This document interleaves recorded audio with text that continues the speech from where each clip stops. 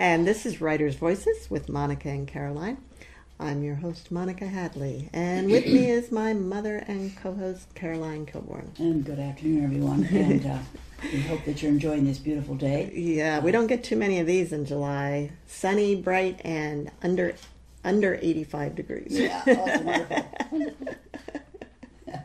So, Mom, who do we have with us today on Writer's Voices? Today we have a gentleman, Allen Mendenhall, and he is the Associate Dean and Executive Director of the Blackstone and Burke Center for Law and Library at Faulkner University, and the author of Literature and Liberty, Essays in Libertarian Literary Criticism. That was in 2014.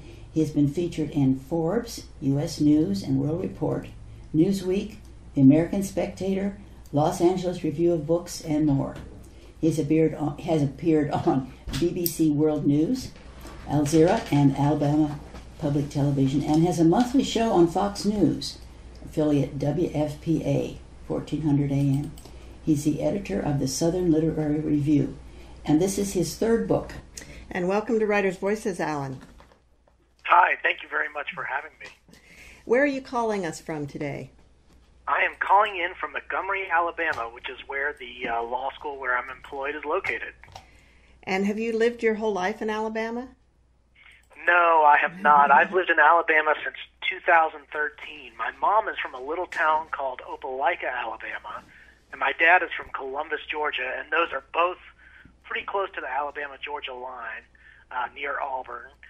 And they both moved to Atlanta when they were in the 8th grade, didn't know each other. Then they went to the same junior high school in the 8th grade and met each other and actually dated and went to rival high schools. They broke up after a month. Went to rival high schools but sort of knew each other, and then they reconnected as freshmen at Auburn University and started dating and got engaged before they graduated and got married after they graduated. So I'm sort of returning back to my roots a little bit by returning to Alabama. And Auburn University is a big part of your family's roots, according to one of the essays in here. It is, yeah. My mom's family is the Glenn family, and the Glenn family was instrumental in the founding of East Alabama Male College, which was the predecessor to Auburn University. Auburn's a land, sea, and space grant university, but it began as a land grant university, and it was Alabama Polytechnic Institute. Before it became Auburn University in the 1960s. And so my family history runs all the way back to the beginning of Auburn. I actually live in Auburn now and work in Montgomery, and those two cities are about an hour apart. And you received your PhD in English from Auburn University. I did. I received my PhD in English at Auburn, which ensured that I got written into the family will. Well, you took the long way around on that road, didn't you? Well, I tell you what, I'm not sure if my brother's even in it, because when he was a freshman in college, we went to an Auburn Georgia Tech game, my dad and I did, and we sat up in the upper deck, and my brother was a freshman at Georgia Tech, and Auburn played Georgia Tech, and Georgia Tech won that game. We watched my brother jump over the fence and storm the field, and my dad was none too happy. So I actually am very happy that occasion took. I may get my brother's portion of the will after that. Oh, wow. So, Alan, how did this is Of Bees and Boys, Lines from a Southern Lawyer is the book we're discussing today. We usually give the title right up front. Yeah. It's Of Bees and Boys. It is a book of essays, a fairly slim book of essays, not too challenging to get through. And all of these essays had been published elsewhere previously, correct? That's correct, yeah. I didn't have any idea that I was writing a book. Obviously, I was just writing essays for personal reasons and sending them out to different magazines and different journals, and they were getting published. And at some point, the publisher, Red Dirt Press, contacted me and said, hey, do you have enough essays for us to compile as a book? We'd really like to publish some of your personal essays. We've come across them in different magazines, and we'd be really interested in that. And I said, I honestly don't know. Let me see. And so I went back and looked at some of the essays I'd published in recent years and got back to them and said, well, I have these. What do you think? And they said, perfect. We'd love to publish them as a book. And so that's sort of how the book came together. Interestingly enough, there's enough of a through line between the essays that they fit together fairly well as a single text. But the essay itself is such a meandering form as it is that it sort of lends itself to these kinds of compilations. Do you think that's very common that the publisher contacts an author, or isn't always usually the way around? Yeah, that's kind of an easy getting published story there, Alan. Well, we don't hear too many of those. I don't know how common that is, but I was certainly grateful for it. It wasn't actually something that had crossed my mind that I might be able to pull them together as a book. So when the publisher sort of put that little seed in my mind and it started to germinate and flower into something, I was actually really excited that there would be a book and all that. Now, did you have other essays that didn't make it into the book, or is this a complete collection of the essays of Allen Mendenhall? Well, it's not a complete collection. I have a couple essays that didn't quite fit, but having gone through this process, I sort of realized those essays, because they fit with each other, may be able to form the basis of some other future book of essays. We'll see. Ah, okay. Well, I'm curious what it was about those that made them not fit with this, and in answering that, maybe describe kind of what the overall theme of this book would be. Sure. Well, the overall theme is basically the need to sort of slow down and examine life and such concepts as place and reading and literature and family and custom and tradition, and I've been told from virtually everyone who's read the book that death is a major theme of the book, and I have to admit, I think that's true. Although I didn't consciously set out to write about death, it is a central feature of the book, and so many of my essays deal with it. The first essay, for example, is about my brother and me killing a bunch of bees when we were young. We used to kill these bees that lived in our swing set and make bee soup out of them. And our efforts were thwarted one day by Yellow Jackets. We actually tried to harass the Yellow Jackets by putting a stone over their tunnel. They sort of purred in and out of this hole in the ground.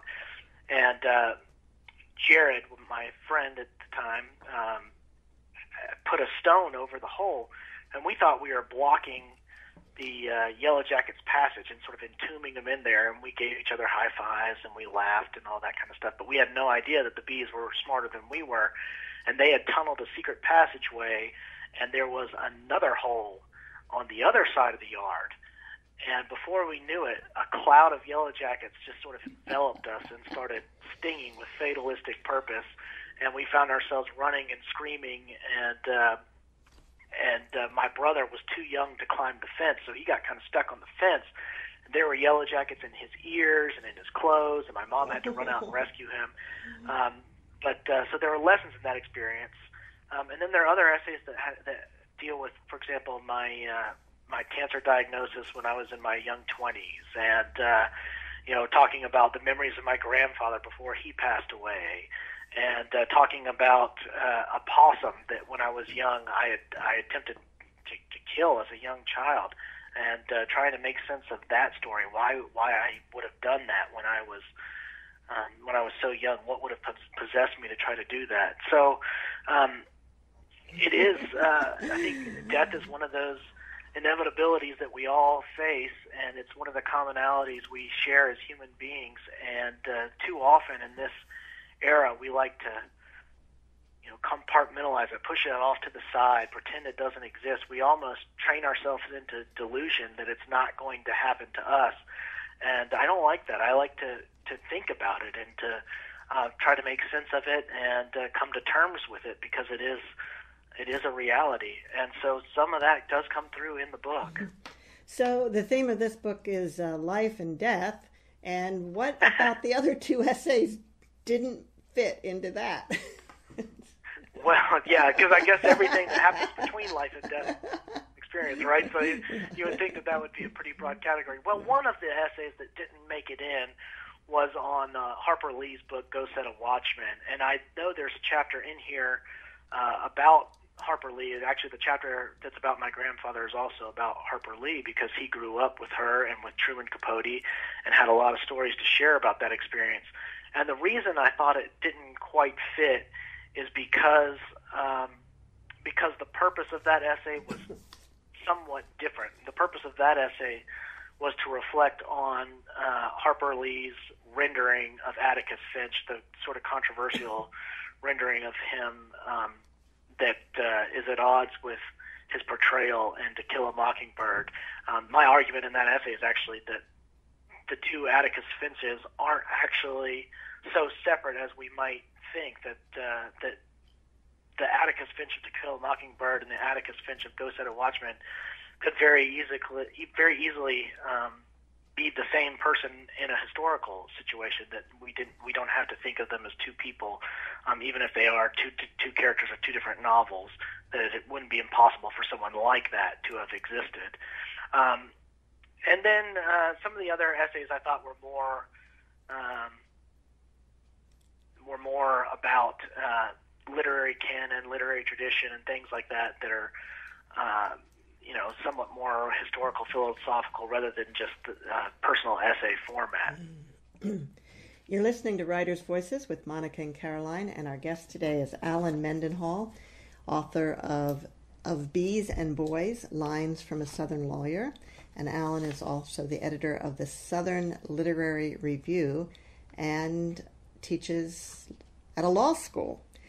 So that's kind of an unusual combination, isn't it? A lawyer who writes literary criticism?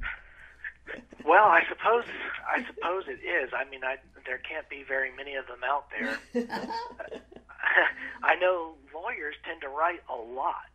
Doesn't necessarily mean that what they're writing is all good, but I've heard it said that a lawyer writes more in his or her career than a novelist does, and that probably is true as far as just the sheer amount of emails and memoranda and briefs and all the writing that goes into practicing law. But I think the two professions lend themselves well to each other. I think part of being a good lawyer is being able to tell a good story, whether you are briefing a case or presenting an argument before a jury. You need to tell a story, and in that respect, I think the two professions are complementary. That's right. In the first essay about the bees and the boys, isn't it interesting that those Yellow Jackets knew who it was that blocked their entrance?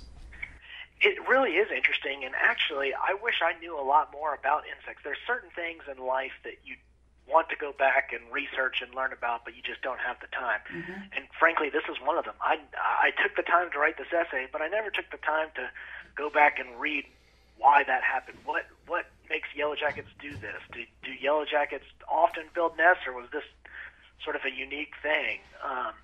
And then there were it was a different kind of bee that was living in the swing set that we used to smack with our shovels and make bee soup out of. Who did you feed the bee soup to? Those were.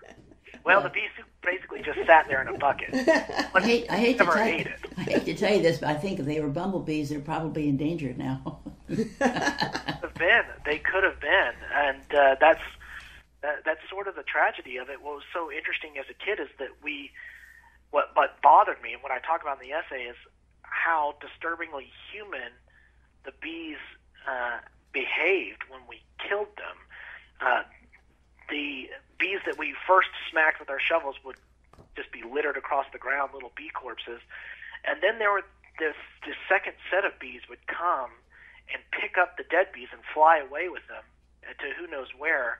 Yeah. And, as cruel as it sounds, my brother and I would then kill the bees that were coming to perform the rescue. And I don't know, maybe we just wrote it off as all bees are our enemy kind of thing, and we just wanted to kill whatever bees we saw because we perceived them all to be a threat, no matter whether they were or not. But that's part of what writing essays involves, is trying to figure out why you did something in the past. Mm-hmm. Right. And to examine really the strangeness of our own personal experiences. I think essays are an attempt to organize the fragmentation and disarray of ordinary experience in our own past. Allen, how long have you been writing essays? That's a good question. I don't think I really know the answer to it either. I know at least since 2006 or 7, I think that's when some of these essays first began. But I would imagine when I was young, I can recall writing a lot of stuff that was just sort of throwaway scribbling. So in that respect, I guess as long as I can remember, I've been writing. But writing at a publishable professional level has been about a decade or so. What the essay format is kind of a specific format. What are sort of the general rules of writing a publishable essay? Well, the thing I like about the essay is it sort of throws the rules out the window. I mean, in high school, when students are learning how to write, their high school teacher will tell them, okay, you need a first paragraph with a thesis statement that has 3 parts, and then your next 3 paragraphs are going to substantiate that thesis statement, and then you're going to have a conclusion, and you've wrapped it up. It's going to be nice and tidy, and that's it. That's the formula. But the essay as a genre, as a form of creative nonfiction, actually defies conventions.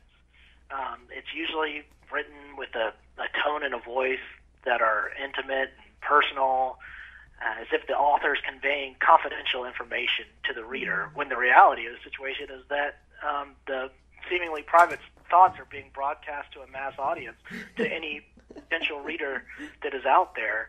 But I think the essay is part anecdote, it's part philosophy, it's basically just thinking on paper. The great essayists like Montaigne, William Hazlitt, Charles Lamb, Wendell Berry, Thoreau and Emerson, Jonathan Franzen, and in our current moment, they all address an idea and sort of go on tangents and digressions. The essay is diversionary, and that way it's kind of fun to just walk through the mind of an essayist, to read along with him or her as they just explore, rather than make a conventional argument that's supposed to be succinct and cogent.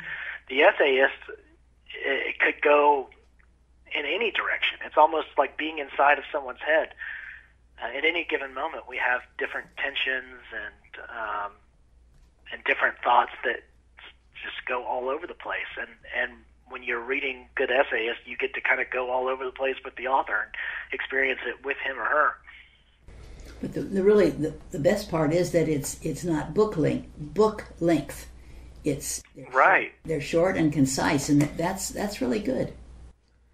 Yeah, I think that's one thing. That's one thing that's fun about collections of essays is you can, throw them down on the kitchen table and read someone's chapter here, read a chapter there, or throw it on the back of a toilet seat or something, and people can grab it, read a chapter, and you read one chapter, you're done, and you don't miss the rest of the book. You can start at any page, start at any chapter, and read, and I think that's fun too. Yeah, and come back to it 6 months later, and you don't have to come back, try and figure out where you haven't missed a plot. Yeah. Yeah. Right. Yeah. Yeah. Well, Allen, I think this would be a good time to ask you to read from one of your essays, so the audience can really get a feel for your essay style. Well, thank you. I'd be happy to do that. Since we've been talking about the Bees and Boys essays, I think I'll read from that, if that's okay with you. Absolutely. Okay. My brother Brett and I were polite but rambunctious children who made a game of killing bees and dumping their carcasses into buckets of rainwater. Having heard that bees, like bulls, stirred at the sight of red, We brandished red plastic shovels, sported red T-shirts, and scribbled our faces in red marker. All of these shovels, not longer than arm's length, and light too. So light, in fact, that we wielded them with ease as John Henry wielded a hammer or Paul Bunyan an axe. The bees had a nest somewhere within the rotting wood of our swing set. Monkey bars made of metal triangles, much like hand percussion instruments, dangled from the wooden frame above. When struck or rattled with a stick, these replied in sharp, loud tones, infuriating the bees, a feisty front line of which launched from unseen dugouts. These deployments, though annoying, were easily outmaneuvered. Brett and I swatted them to the ground with our shovel heads. Mortally wounded, they twitched and convulsed, moving frantically but going nowhere.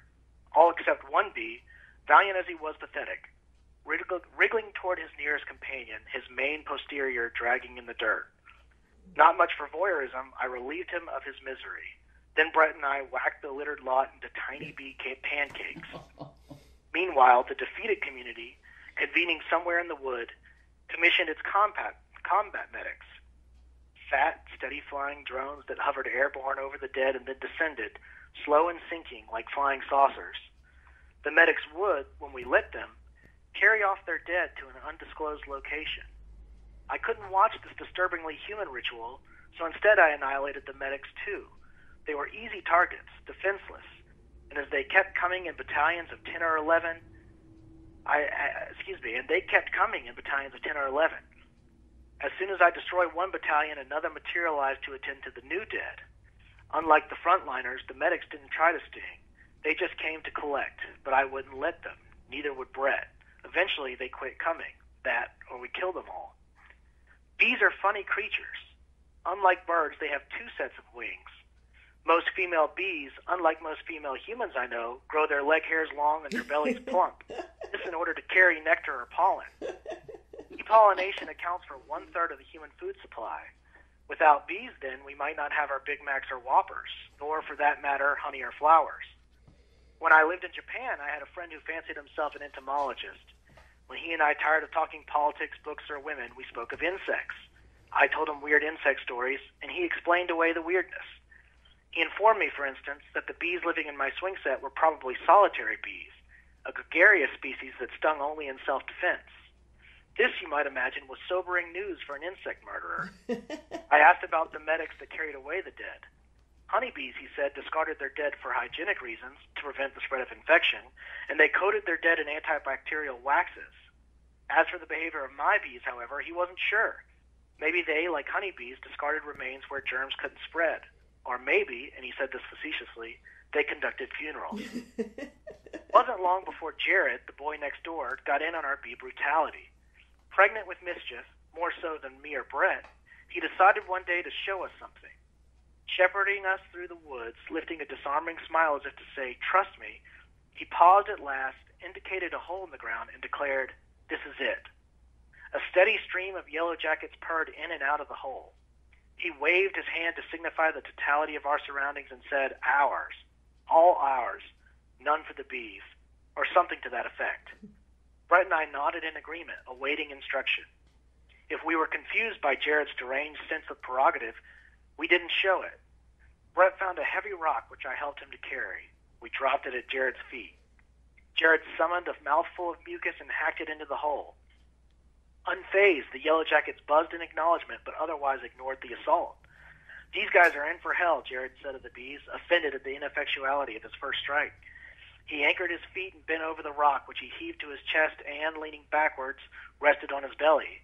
Then he staggered a few steps, stopped, and, his face registering another thought, dropped the rock to the ground. "Spit on it," he ordered. Brett and I, obedient friends that we were, doctored the rock in spit. Then Jared undertook to finish the job he'd begun. He bent down, lifted the rock, waddled to the hole, straddled the hole, and dropped the rock. The ground thumped. A small swirl of dust spiraled into miniature tornadoes that eventually outgrew themselves and became one with the general order of things. "That'll do it," Jared said, clapping his hands together to dry the spit. The colony, its passage blocked, was trapped both inside and out. Those unentombed bees, rather than attack, simply disappeared. We rejoiced in our victory. Jared pantomimed conquest, pretending to hold an immense and invisible world, Atlas-like, over his shoulders. Brett danced. I was so busy watching Jared and Brett that I can't remember what I did. We didn't know that Yellow Jackets engineered nest, tunneled hidden passageways and backup exits, nor did we appreciate what the tiny zealots were capable of. It started with trifling harassment, a slight circling buzz, reconnaissance probably. Then I felt the first sting. Looking down, I saw a Yellow Jacket curled like a question mark bearing into my leg. I spanked it dead. It looked angry, something in the way it moved. I heard Brett scream, then Jared, then saw the ubiquitous cloud of Yellow Jackets rising in the air, moving as one unit, enveloping us with fatalistic purpose. My ears filled with the steady drone of thrumming wings. Then, as happens in moments like this, moments of panic, moments when one feels he's lost control, feels some other faculty taking over, I submitted to a greater power, which stiffened the muscles of my neck and arms, sent contractions through my calves and thighs like spasms moving me forward, making me to run. The house, my house, once far away, a small square, growing larger and larger until at last it became a complete, reachable form. The door, my safety, announcing its presence, telling me to hurry, hurry. Ahead was a fence. I'd have to jump it. I measured my strides for the leap, which miraculously I achieved with the slight assistance of my palms upon the fence top. I found the doorknob, dove into the kitchen, flung off my clothes. The drone wouldn't go away. But where was Brett? Not here. Where was he? Just then came a voice. Allen, what in God's name? And then Mom was beside me, horrified, her eyes growing 3 times their normal size. And then she was gone again. Somehow I was back at the door, looking outside at the yard, at Mom battling the fleet of Yellow Jackets, at Brett stuck on the fence top, screaming, his face flushed red. Red! His arms leaking blood. Was that blood or a sore? I couldn't tell. Mom deposited Brett in the kitchen, stripped him naked, called the doctor. Tweezers. I remember tweezers. Yellow Jackets were in his ears and mouth. They were everywhere. Outside, they continued ramming their bodies into the window. I looked out. One hovered there. It looked at me. I looked at it. Insect and man, sizing each other up. In light of these memories, I can't help but sense that, no, on account of their nature and characteristics, these are not the affirmative, happy creatures of some Wordsworthian lyric, that they're too much like us for armistice or reconciliation, that, in fact, we will never see the last of them, never see the last of us. They will live on, as will we. Let the boys at them and they at the boys. That's how it ought to be. So alike are the two that it's hard to tell who has the advantage of intelligence. I learned, those many years ago, before the profundity of it all struck me, that wounds can teach the tragic lessons of ignored similarities. If nothing else, I've come to admire bees for their tenacity and courage in the face of insurmountable power. Theirs is a world of flux, disorder, and death. Their body is a weapon, one that, once used, terminates everything. Boys war with bees, bees war with boys, just another kind of outdoor game, one on a side, except no one can say else. Not in this game. In this game, there is only one ending. Even in victory, the bees lose. It may take a man to fully understand, and it might just take bees or something like them to make a man. That was Allen Mendenhall reading from Of Bees and Boys, Lines from a Southern Lawyer. You know, I think really animals, insects, birds, they know they can think better than we think they can.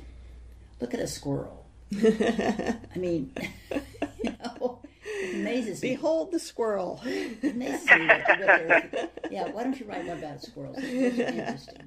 They're interesting creatures. Yeah, it's interesting. And actually, I recall in the essay about my grandfather, he used to take a BB gun and shoot the squirrels off the bird feeder because he thought that the squirrels had too much of an advantage when it came to the feeder. Mm-hmm.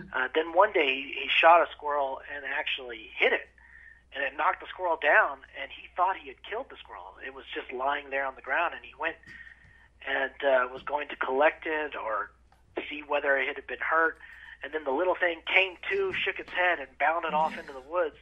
And my grandfather that day took his BB gun and put it back up in the closet and didn't take it out again. Wow. In case people are interested, squirrels do not like a certain kind of nut that I give my birds, safflower seed. Oh, interesting. Safflower seed. They will not touch it. Wow. Yeah, so I have one feeder full That's of helpful. safflower. I'm now taking notes. Yeah. No kidding. It's and they sell it at they sell it at Menards and places like that. So it was interesting. I was really tickled to find out because I have trouble with Right. I had bought Mom a bird feeder once that was supposed to be squirrel proof. Yeah, it is. I still use it. Okay. It if a squirrel gets on it, it tips it over. Yeah. And they hang on though. Oh, no. Just had a cat named Shakespeare. He met an untimely death recently, but Shakespeare would always get the birds from our feeder. I don't know how he did it. It didn't seem possible. I never actually saw him do it. But I would always see little birds on our back doorstep, and they were beautiful birds. It was such a shame. Oh. We just sort of collected them. Eventually, we just had a bird feeder full of seed and no birds because birds were smart enough to know, don't go to that yard. Yeah, some people put collars with bells on the cat to warn the birds. Is that what the bells are for? A little bit of a Houdini as well. He would always end up losing those things, but we tried that. Oh. Wow. My neighbor had a cat once, and one day I looked out and it was sitting under my bird feeder, just sitting there waiting for the birds. Just sort of crouched down like a... So, Alan, as you mentioned, one of the essays is about Harper Lee and To Kill a Mockingbird. How important was that book to you as growing up? It was very important. Before I was old enough to even read it, everyone in my family talked about it because my grandfather had been raised in Monroeville, Alabama, which is where Harper Lee grew up. And he would just tell all kinds of stories about her. And he was, I guess, what was he? He was, I'm trying to think, I can't remember if he was a couple years older or a couple years younger. I actually say in the essay, but I just can't remember. I think younger. I think he was a few years younger. Heck was, but they grew up together at any rate. And so when I was old enough to read the book, it was sort of like I knew it. And I had seen the movie actually before I read the book, the great film with Gregory Peck, who is the only person ever who could play Atticus Finch. But then when I read it, I enjoyed it so much that I began to read it every year. And for many, many, many years, I read that book every single year. And I've sort of fallen away over the last 4 or 5 years. I know I read it a few years ago, about 2 or 3 years ago again, but it's no longer an annual ritual, I'll put it that way. What do you get out of it, rereading it time after time? Enjoyment. I think as we get older, we have different experiences when we come to a text, and I don't know if I come to it with different perspectives every year and different experiences that inform my reading of it. But every time I sort of read it in a different way, and I'm never bored with it. I always enjoy myself. I suppose if one year I pick it up and read it and I think that I'm bored, I won't do it anymore. But that never happens, so I just continue to do it. I think it's a powerful book. I think it's an underrated book, at least from a critical perspective, from professional literary critics and theorists. But I think, most readers, it continues to still be one of the most widely sold books on the planet. So I think there are insights in that book that maybe the professional critics miss or can't appreciate or think themselves too good for. But I just find it to be a profound book and one that I can relate to on different levels, even though, I grew up in a time and space that was far from the one that Scout and Jim grew up in. And I can appreciate Atticus Finch as someone who grew up to become a lawyer. In fact, if it weren't for Atticus, I probably never would have been a lawyer. And then when I went into private practice, found that law was not all noble and Atticus Finch-like. And then I think that's sort of one of the reasons why I appreciated Go Set a Watchman, is it did sort of upset expectations and portrayed the reality of things at least in the legal profession. In a Now, Ghost Set a Watchman was just published a couple years ago, correct? That's correct. And yes. This was more than 50 years after To Kill a Mockingbird? I believe that's correct. I don't know the exact number of how many years, but that strikes me as being at least around the right amount of time. Yeah. And it was after Harper Lee's. Was she still alive at that point? No, she had passed away, and there was some controversy about whether the book should have been published, whether she intended it to be published, and whether it was of the right quality, whether there was a reason why it had not been.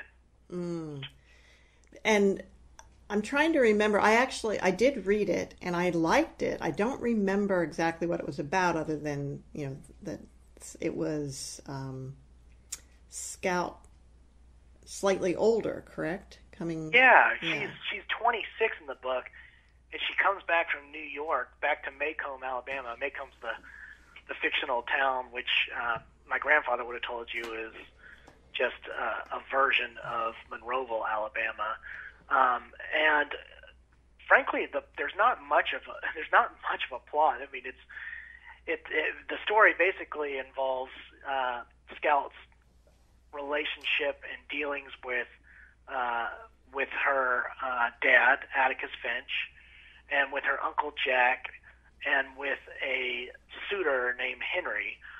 And she's sort of shocked about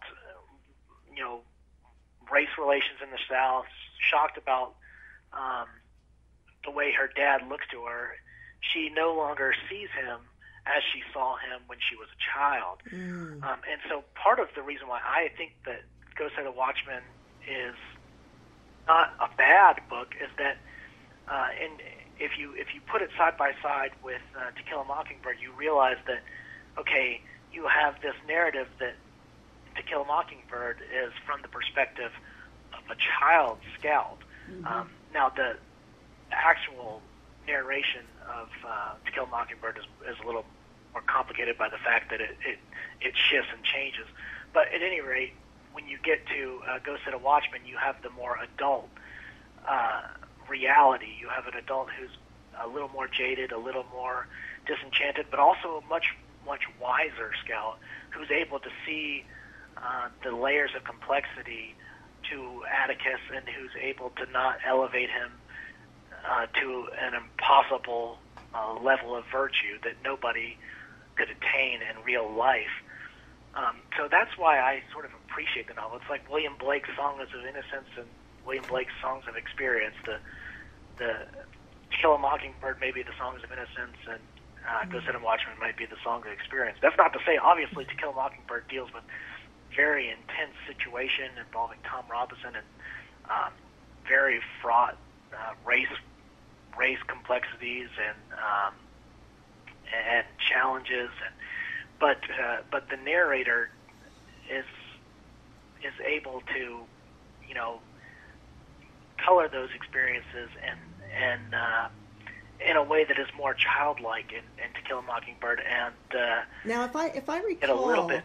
Sorry, go ahead. Didn't Harper Lee? She originally wrote the Watchmen book first. Or there's some theory about that. That's correct. Yes. Yeah, I believe she wrote the Watchmen book first and couldn't get it published, and then she started writing on the To Kill a Mockingbird. And actually, the story, as I understand it, is that when she first took the manuscript of To Kill a Mockingbird to Lippincott Publishers, they said, well, this is a nice collection of short stories, but it's not a novel. Go back and give it a through line, give it some sort of continuity between chapters. And so that's when the Tom Robinson part of the story came in. And I have no idea whether there's any truth to this, but the sort of legend that you hear is that Truman Capote came in at that point and helped her craft the Tom Robinson sections, or at least helped her think through that important part of the story, and that gave the book obviously a much graver subject matter because it's set against the backdrop of the civil rights era. Was when the book's published. The plot takes place much earlier than the civil rights era, but the book's publication is during the civil rights era. So it gave a social element to the book that was lacking in the earlier manuscripts. Now, in your essay, I think you referred to a possible third manuscript. And that, I'm not the only person who has heard of this. There was actually a writer at the New Yorker contacted me a few years ago, wanting to set up an interview and talk to me about it. And I said, "Look, you're talking to the wrong person. I'm doing the same thing you're doing. I'm trying to find out about this as well." And those are rumors that you hear around Alabama, that there was another book that she possibly wrote about an Alabama insurance salesman who had killed multiple wives, and that this would have been sort of what Truman Capote did with In Cold Blood. This would have been more of it was either nonfiction or it was based on a true story.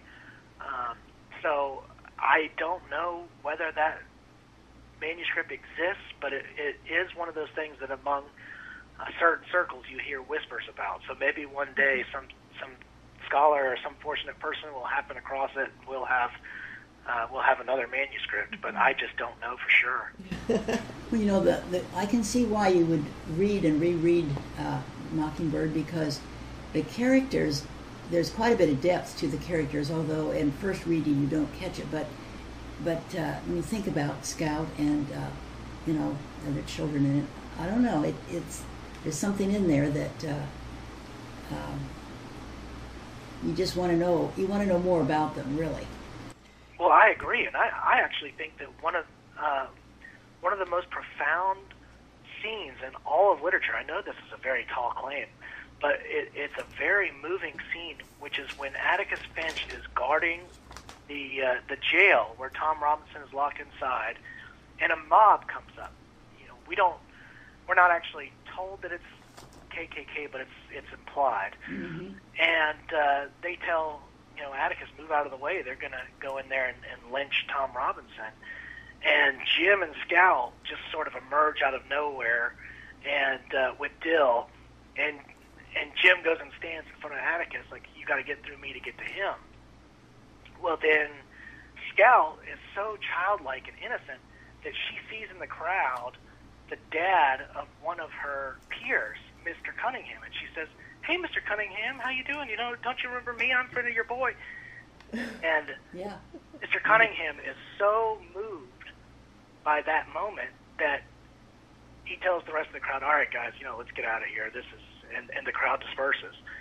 So the crowd, which would not back down to Atticus, backs down. It just, the innocent questioning of a child who doesn't realize the enormity or the gravity of that situation.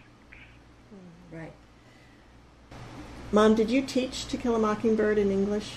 In your English class? So. No, I don't think so. But it is one of my favorite books, and I love the movie. And of course, as he says, yeah, Gregory Peck is magnificent. Person for that role. There couldn't be anybody else.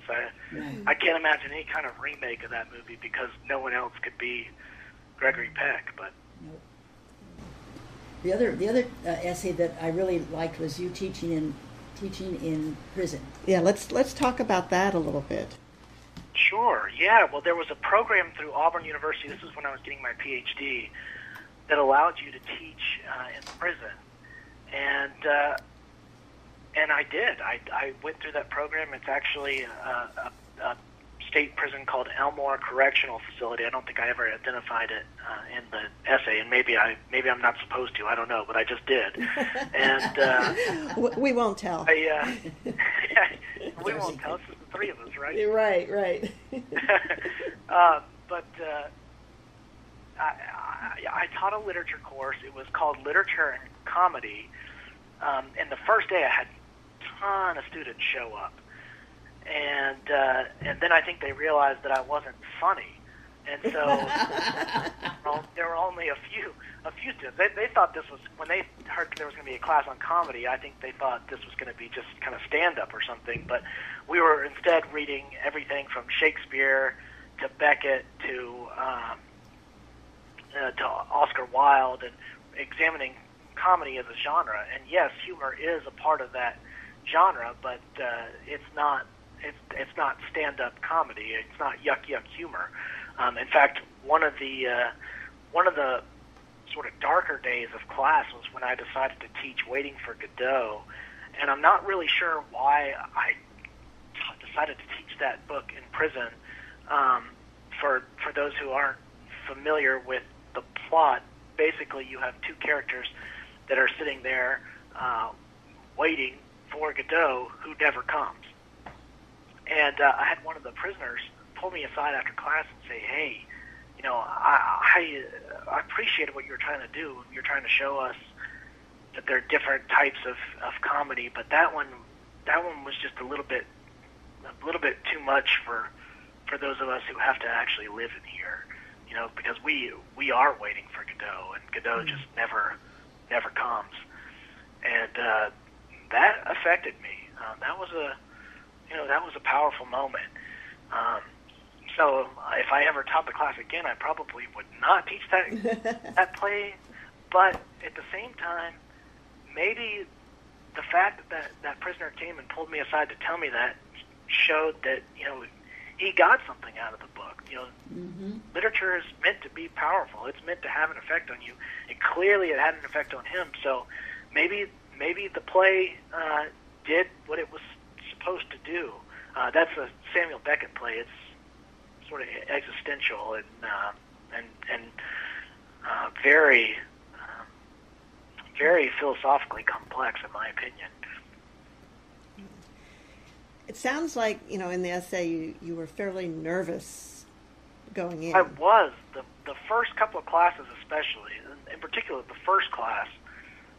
But then, you know, I sort of got a groove, and I don't remember if I mentioned this in the essay or not, but I showed up one day to teach, and there's like a little holding cell. I call it a holding cell. I don't know what it really was, but it's just a little sort of cinder block room, and you're the only person in it. But it was the room that I had to go through in order to get into the yard, and the yard led to the chapel, which is where the class was. So I got through the security and to the security, past the guards and everything, and then I was in that little holding room waiting for them to open the door to let me into the yard, and they never did. And I was teaching Shakespeare's Twelfth Night on that occasion, and I sat in that room for about 3.5 or 4 hours. Whoa. Having no idea what was going on outside, why I was in there. Should I go and knock on the door? What do you do in prison? Is it okay to, like, try to open the door? Am I on camera? I didn't know. You don't know anything like that. So I just sat there and figured that somebody knew I was in there, because you have to sign in and leave your ID at the front. But I found out later, the next week, that in fact I do talk about this essay. Now I remember that I do talk about that. But the students in the class told me, well, what happened is there had been a stabbing, and that had happened about the time I guess I showed up. And so the prison went on lockdown, and I just was stuck in this holding room waiting. Well, eventually they let you out, right? I'm sorry? Eventually they let me out. I'm not calling from there, so I'm out. But, yeah, it was just kind of a strange thing. And what was interesting to me about that experience, among other things, was that the students were so apologetic the next class. They were embarrassed that it had happened. And it was as though the experience were a reflection upon them. And I did get that sense during that class that a lot of them wanted to show me that they weren't bad people. You know, it was like they wanted to prove something to me. And I never quite knew what to make of that. I mean, part of the reason I wrote the essay was to try to figure out, why did I do that? Why did I teach in prison? It's clearly not something that, you know, you add to your resume that makes you get your next job. So that couldn't have been it. You know, wasn't really the career thing I got at. Why would I do that? Was I just curious? Was this a bad impulse to have? Was I being something of a voyeur, or just trying to go in there and figure out what life is like behind bars where you can't escape? Or was I trying truly to help people? And I think it was a little bit of all those. You know, it's tough to reduce intents and purposes to one thing. I mean, if we're being honest, I think we're all just swirling with contradictions and multiple reasons for the things we do, and it's hard to say that there is just one thing. And I think that's true about my experience in prison. I think there were probably multiple competing reasons for doing it, and the reason I wrote the essay was just try to tease those out and make sense of them, and really see if there was something that I could get out of the experience. I mean, in that respect, maybe teaching was something of a selfish thing. I wanted to learn something. I wanted to get something out of it, and I think I did. But if you ask me now what I got out of it, it may be something different than what I'd say in 5 years, and it may be something different from what I would have said 3 years ago. Because I just think that we are all evolving in our views, and there's of course all memory is selective and partial anyway. So, well, Alan, it's with interesting. The limitation of memory. Yeah, it's interesting that you say that, because I had a conversation. I'm trying to remember who it was with just a few days ago about charitable acts. If they're done for selfish reasons, does that make them less good? Yeah, I think it's a good question. It's one that Emerson addresses in Self-Reliance. I'm a big fan of Ralph Waldo Emerson, and he sort of suggests that the answer is no to that question. But yeah, I mean, motives are really where the answer to that lies, and we can't know the motives of other people, so it does make that an interesting and perplexing question.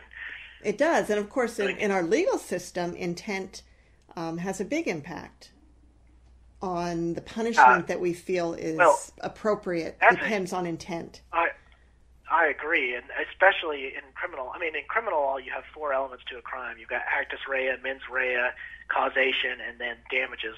So the first one is actus rea. Did you actually do the physical thing that caused the person to die? Then mens rea, that's the intent element. So that's the more philosophical element. That's where you ask if this person is morally blameworthy.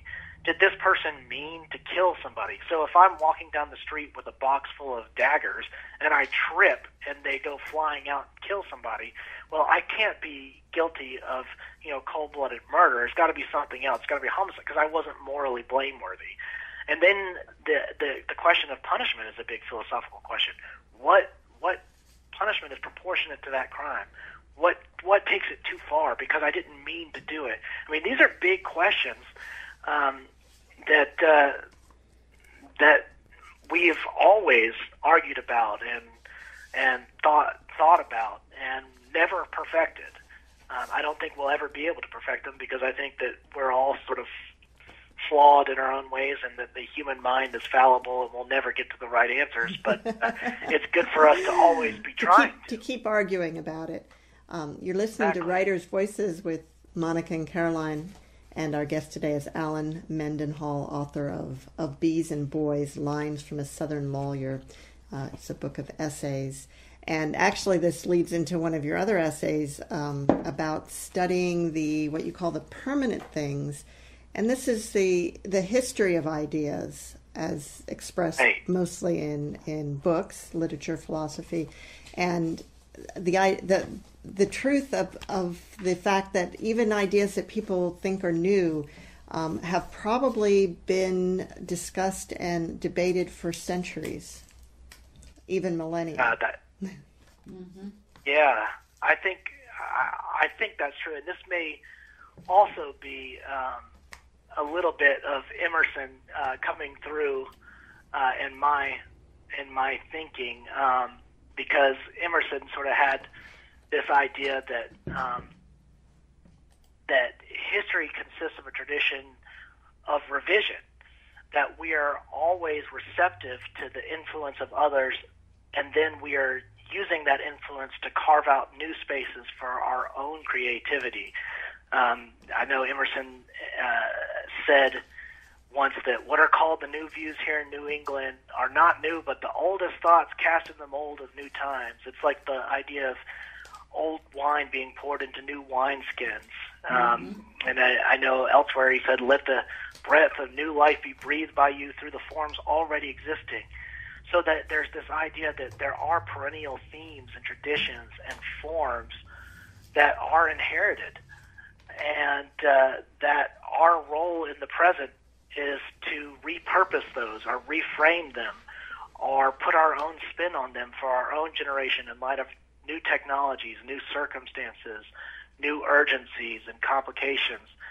And that when we do that, we are actually being faithful to tradition, because the tradition itself is both innovating and renovating all the time, and that therefore we are carving out new room for somebody to do the same thing in the future. We don't know what new circumstances will face future authors, but we can at least give them something from our own time and space to work with, so that they can harness their own originating powers to create new art, new writing, and new literature. Well, Alan, we're almost out of time. I do want to refer listeners to your website, allenmendenhall.com, and that's Allen, ALLEN, MENDENHALL.com. And your book is available, I'm assuming, at places where books are sold, which is mostly... Yeah, it's available in bookstores, both online and physical. Amazon.com, you can find this book as well as my other books. I've got another book coming out actually later this month, and that's on the author John William Corrington. It's actually an edition, a collection of his essays. But you can find those on my website as well. I have a tab that will link to my books, and that will take you to Amazon, and you can buy them through my website as well. But Barnes & Noble has them, and many other online booksellers have picked them up. Wow. Well, thanks, Alan. And if you missed part of this, want to catch the rest of it, we're rebroadcasting Monday morning. If you're just... And Mom, do you have some closing words for us? I do. It is not required that you be perfect in order to help others. Ah, that is a very, very good point. And see you next week on Writers' Voices.